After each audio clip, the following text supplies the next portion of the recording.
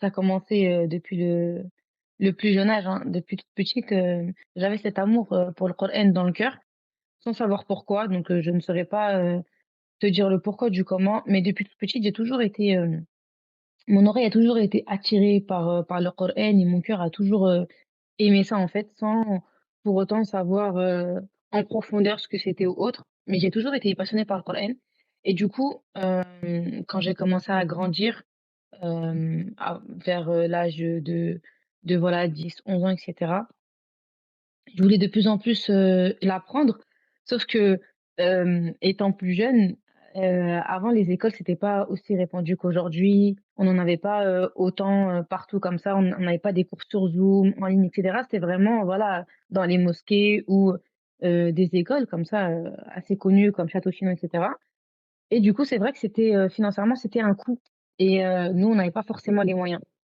et donc j'avais cette frustration parce que cherchais à m'inscrire, mais je sais que, voilà, ma mère n'avait pas forcément les moyens et cetera de pouvoir me payer, des cours de Coran. Donc j'avais cette frustration de ne pas pouvoir apprendre le Coran alors que je le voulais profondément, mais malheureusement, je n'avais pas les moyens.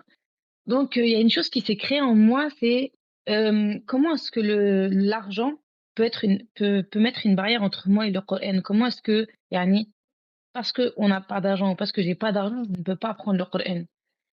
Et donc de là, je me suis dit: «Bah, je c'est pas grave pour l'instant, le temps de pouvoir avoir de l'argent, je vais essayer d'apprendre toute seule».